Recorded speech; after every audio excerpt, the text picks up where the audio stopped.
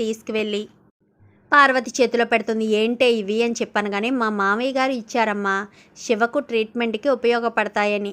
శివను మా ఆయన కొట్టారని కాదు, ఈ ఇంటికి పెద్ద దిక్కుగా చూసుకోవాల్సిన బాధ్యత నాదే, ఏదైనా నేనే చూసుకుంటాను అని చెప్పాను కదా, ఇవి ఉంచండి అని చెప్పి ఇచ్చారమ్మా. వద్దని నేను ఎంత చెప్తున్నా వినిపించుకోలేదు అంటూ మాట్లాడేసరికి సరేనని అదంతా కూడా శివ వింటాడు. విన్న తర్వాత ఇంకా గుణ ఫోన్ చేస్తాడు శివకి. ఎలా ఉంది ఇప్పుడు నీకు, ఎప్పుడొస్తావు డ్యూటీకి అనగానే బాగానే ఉంది, సుమారు 2 వారాలు అయిపోయింది కదా, ఇప్పుడు కొంచెం పర్వాలేదు అని చెప్పాను. కానీ మరి డ్యూటీకి ఎప్పుడొస్తావు అనగాని వస్తాను, కానీ నేను నీకు ఇచ్చాను కదా ₹1,00,000, ఆ ₹1,00,000 కావాలి అనగాని ఎందుకు, ట్రీట్మెంట్ కోసమా అని చెప్పనేసరికి కాదు, మా బావకి ఇచ్చేస్తాను, కేవలం వాళ్ళ అమ్మగారి మీద కోపంతోనే తీశాను తప్ప నాకు ఆ డబ్బులేమీ అవసరం లేదు, మా బావకే తిరిగి ఇచ్చేస్తాను, ఏం చేసుకుంటాడో తన ఇష్టం అనగానే సరే నువ్వు డ్యూటీకి వస్తావు కదా అప్పుడు ఇస్తాను అనగానే లేదు నాకు ఎవరొకరి చేత పంపించు అని చెప్పనేసరికి సరేనని శివ ఫ్రెండ్ ఒకడు కనిపిస్తే శివ ఫ్రెండ్కి ఇచ్చి పంపిస్తాడు గుణ. ఆ డబ్బులు కాస్త శివకి ఇచ్చి వెళ్ళబోతూ ఉండగా అప్పుడే మీనా అయితే ఏంట్రా ఇక్కడికి వచ్చావు అనగాని శివని చూడడానికి వచ్చానక్క అని చెప్పి కంగారు పడుతూ ఉంటాడు. ఏంట్రా శివని చూడడానికి వచ్చాను అని కంగారు పడుతున్నావు, నువ్వు వచ్చింది శివని చూడడానిక వేరే పని మీద అని చెప్పాను. కానీ అది గుణ శివకు ₹1,00,000 ఇమ్మని ఇచ్చాడక్క, ఆ డబ్బులు ఇవ్వడానికే వచ్చాను అని చెప్పనేసరికి గుణ శివకు ₹1,00,000 ఇచ్చాడా, ఇప్పుడు ఆ డబ్బులు ఇప్పుడు అంత అర్జెంటుగా ఎందుకు ఇచ్చాడు, పైగా ఇంటి ఖర్చుల కోసం కూడా నేను డబ్బులు ఇచ్చాను కదా, మరి ఎందుకు ఈ డబ్బులు తీసుకున్నాడు అని ఆలోచిస్తూ ఉండగానే శివ కాస్త బయలుదేరి బయటికి వెళ్తాడు. శివ బయటికి వెళ్ళడంతో ఇదేంటి వీడు ఇప్పుడు బయటికి వెళ్తున్నాడు అనుకుంటూనే ఫాలో అవ్వి వెళ్తుంది. జోబి చూస్తే ఎత్తుగా ఉంటుంది, అంటే వీడిచ్చిన ₹1,00,000 ఇప్పుడు శివ పట్టుకుని వెళ్తున్నాడనమాట అని చెప్పి అనుకుంటూనే మీనా వెనకాలే ఫాలో అవుతుంది. ఫాలో అయ్యేసరికి ఇంకా శివ బాలుకి ఫోన్ చేసి పలానా చోట మీట్ అవుదామని చెప్తాడు. చెప్పేసరికి బాలు కూడా అక్కడికి వెళ్తాడు. వెళ్ళడంతో ఇంకా శివ వెళ్తాడు. వెనకాలే మీనా ఆటోలో బయలుదేరి వెళ్తుంది. వెళ్ళేసరికి ఇదేంటి ఇక్కడ ఈయన వెయిట్ చేస్తున్నారు, పైగా శివ ఎక్కడికి వచ్చాడు అనుకుంటూనే చాటుగా చూస్తుంది. ఇదిగో బావా ₹1,00,000 అనగాని ఏంటి, ఇప్పుడు మా అమ్మ దగ్గర దొంగతనం చేసిన ₹1,00,000 ఇచ్చేస్తే నువ్వు తప్పు చేసిన వాడు కాదు అని నేను అనుకోవాలనా అని చెప్పనేసరికి అనుకోవడం అనుకోకపోవడం నీ ఇష్టం బావా, నేనేమి నిన్ను కాళ్ళు వేళ్ళు పట్టుకుని ప్రతిమాలడం లేదు కదా, నేను తప్పు చేయలేదు అని చెప్పాను. దొంగతనం చేయడం తప్పు కాదు, మీ అమ్మ మా అమ్మని మా అక్కని అవమానించింది కాబట్టి మీ అమ్మ దగ్గర డబ్బులు దొంగతనం చేసి తీసుకున్నాను, కానీ ఆ డబ్బుతో నాకు అవసరం లేదు, డబ్బు నీదే కాబట్టి ఈ డబ్బు కోసమే కదా నన్ను కొట్టావు, తీసేసుకో బావా, నీ ₹1,00,000 నువ్వే తీసేసుకో అంటూ ఇంకా శివ కాస్త బాలు చేతిలో పెడతాడు.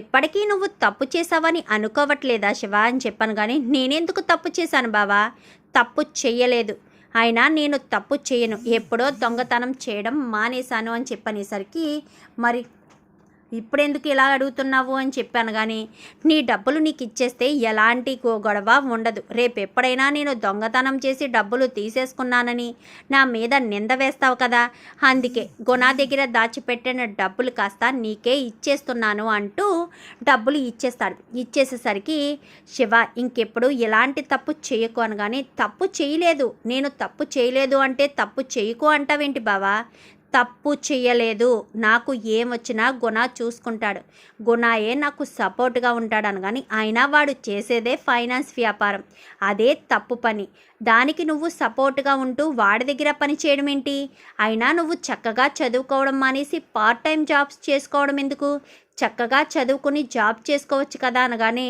డబ్బు లేకపోతే విలువ ఉండదు, నీకు మీ ఇంట్లో ఉందా విలువ, నువ్వు డబ్బులు ఇచ్చి మూలనే నిన్ను ఇంట్లో ఉండనిస్తున్నారు, లేదంటే నిన్ను ఇంట్లోంచి బయటకి ఎప్పుడో గెంటేస్తారు, ముందు మీ ఇంట్లో నువ్వు విలువ సంపాదించుకో, అప్పుడు నాకు నీతి సూత్రాలు చెప్దువు కానీ అని చెప్పి మాట్లాడుతూ ఉండేసరికి మీనా కాస్త వచ్చి శివ చెంప చెల్లుమనిపిస్తుంది. ఆయన నీ బావ, అది నీకు అర్థమవుతుందా, తప్పు నువ్వు చేసి నా భర్త మీద నింద వేస్తావేంటి, నా భర్త తప్పు చేశారా, నువ్వు దొంగతనం చేయడం వల్లే కదా నా భర్త నిన్ను కొట్టారు అని చెప్పాను. కానీ అది అక్క అని చెప్పాను. కానీ మీనా నువ్వెందుకు వచ్చావు ఇక్కడికి అని చెప్పాను. కానీ మీరుండండి అని చెప్పనేసరికి నేను దొంగతనం చేయలేదక్క, కేవలం ఆవిడని బాధ పెట్టాలని ఆవిడ దగ్గర డబ్బులు తీసుకున్నాను. ఇప్పుడే ఆ ₹1,00,000 బావకి ఇచ్చేస్తాను అని చెప్పనేసరికి, అంతా చూస్తున్నాను రా, అన్నీ వింటున్నాను. నువ్వు మీ బావను లెక్క చేయకుండా, గౌరవం లేకుండా మాట్లాడుతున్నావు. పైగా నువ్వు చేసిన దొంగతనం తప్పు కాదు అన్నట్టుగా కూడా మాట్లాడుతున్నావు. మరి అలాంటి తప్పుడు నిన్ను ఏమనాలి? ఆయన నీ చెయ్యి విరగ్గొట్టడంలో తప్పులేదు. ఒకసారి దొంగతనం చేసినందుకే నాన్నను కోల్పోయాము. నువ్వు మరొక్కసారి అది మా అత్తగారి దగ్గర దొంగతనం చేశావు. ఆ వీడియో ఏదో మీ బావకు దొరికింది కాబట్టి సరిపోయింది. అదే వీడియో బయట ఎవరికైనా దొరుకుంటే, అదే పోలీసులకి వెళ్ళుంటే ఖచ్చితంగా నిన్ను పోలీస్ స్టేషన్లో పెడతారు కదా అని చెప్పాను. కానీ నాకు ఏమొచ్చినా కాపాడడానికి గుణ ఉన్నాడు, నన్ను విడిపిస్తాడు, నాకు తోడుగా ఉన్నాడు. బావలా నా ఒంటి మీద చేసుకోడు. నేను ఎందుకు చేశానో ఏంటో కూడా అడగకుండా నా ఒంటి మీద చేసుకున్నాడు. నా ఫ్రెండ్ను కొట్టడం వల్లే నేను ఆ రోజు బావ కాలర్ పట్టుకున్నాను. కానీ బావ నేను తప్పు చేశానని, దొంగతనం చేశానని నన్ను చితక్కొట్టి నా చెయ్యి విరగొట్టాడు. నేను ఎగ్జామ్స్ కూడా రాయకుండా చేశాడు అని చెప్పనేసరికి, అంటే నువ్వు మా అత్తగారి దగ్గర డబ్బులు దొంగతనం చేయడం తప్పు కాదా అనగానే, తప్పే కాదు. అయినా మీ అత్తగారు మామూలుదా ఏంటి? మనోజ్ దొంగతనం చేయలేదా? మనోజ్ దొంగతనం చేస్తేనే మీ అత్తగారి వెనకేసుకొచ్చింది. నేను మీ ఇంటికి వచ్చాను, ఏమన్నా ముట్టుకున్నానా? కానీ నా మీద దొంగతనం నింద వేసి నన్ను ఇంట్లోంచి బయటకు గెంటేశారు. నా బ్యాగ్ మొత్తం దులిపేశారు. తప్పు వాళ్ళు చేసి నాకు శిక్ష వేస్తే నేను ఎలా ఊరుకుంటాను? నేను చేసింది తప్పు కాదు, తప్పు అని నేను అస్సలు అనుకోను అని చెప్పి శివ కాస్త అక్కడి నుంచి వెళ్ళిపోతాడు. బాలు ఇంకక్కడే నిలబడిపోతాడు. ఎందుకండి, మరి ఇదే విషయం నాకు ముందే చెప్పొచ్చు కదండి. మీరు తప్పు చేశారు అని మిమ్మల్ని నేను నిందిస్తున్నా, మామయ్య గారితో చెప్తున్నా, మీరు నోరు విప్పి ఎందుకు సమాధానం చెప్పలేదు? దొంగతనం చేశాడు మీ తమ్ముడు, అందుకే మీ తమ్ముడు చెయ్యి విరగ్గొట్టాను అంటూ ఎందుకు చెప్పలేదు?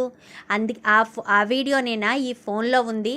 అందుకే ఫోన్ చూస్తే ఎక్కడ నాకు తెలిసిపోతుందన్న భయంతో, అలా తెలిసిపోతే ఎక్కడ నేను బాధపడతానన్న భయంతోనే కదా మీరు విషయాన్ని దాచిపెట్టారు అని చెప్పనేసరికి, అది కాదు మీనా, మీ తమ్ముడి మీద ఎన్నో ఆశలు పెంచుకున్నావు. నువ్వు కానీ మీ అమ్మ కానీ మీ తమ్ముడి మీదే పంచ ప్రాణాలు పెట్టుకున్నారు. అలాంటిది మీ తమ్ముడికి ఎలాంటి ప్రమాదం జరిగింది అంటే, ఎలాంటి తప్పు చేశాడు అంటే నువ్వు భరించగలవా? అందుకే వాడిని ఆ దొంగతనం చేసిన వీడియోని చూడడంతో వాడి మీద నాకు పిచ్చ కోపం వచ్చింది. వాడిని కాలేజీలో కొడదామని నేరుగా కాలేజీ దగ్గరికే వెళ్ళాను. వాడప్పుడే 4-5 రోజుల నుంచి కాలేజీకి రావట్లేదని చెప్పారు. అందుకే వెంటనే మీ ఇంటికి వెళ్ళి నిజం చెప్దామనుకునేసరికి మీ అమ్మ మీ చెల్లి వాడి మీద ఎన్నో ఆశలు పెంచుకున్నట్టుగా మాట్లాడేసరికి నా నోరు విప్పి బయటికి మాట రాలేదు. ఏం చేయమంటావు మీనా?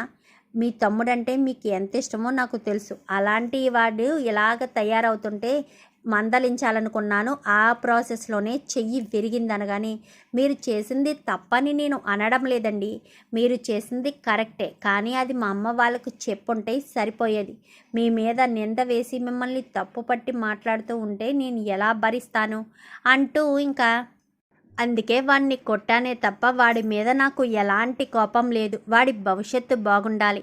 వాడి మీదే ఆశలు పెంచుకున్న మీరంతా కూడా సంతోషంగా ఉండాలి. నన్ను క్షమించి మీనా అనగానే, మీరు నాకు క్షమాపణ చెప్పడం ఏంటండి అంటూ మీనా అయితే బాలుని హత్తుకుంటుంది. మీరే నన్ను క్షమించాలి, నేనే మిమ్మల్ని తప్పుగా అర్థం చేసుకున్నానంటూ ఎంతగానో బాధపడుతుంది మీనా.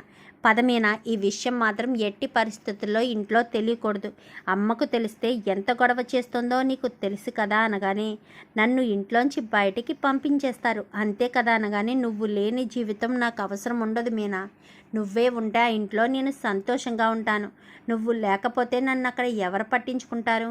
ఎవరు పట్టించుకోరు అంటూ బాలు ఎంతగానో బాధపడతాడు. బాధపడకండి అంటూ మీనా బాలు ఇంటికి బయలుదేరతారు. మరి ఇదే విషయం సత్యానికి చెప్తారా? సత్యం చెప్తే సత్యం ఎలా రియాక్ట్ అవుతాడు చూద్దాం. మరి రాబోయే ఎపిసోడ్స్లో ఇలాగే జరగాలని మీరు కూడా కోరుకుంటే వీడియో నచ్చితే లైక్ చేయండి, ఛానల్ని సబ్స్క్రైబ్ చేసుకోండి, పక్కనే ఉన్న బెల్ సింబల్లో ఆల్ పై క్లిక్ చేయండి. Thank you for watching.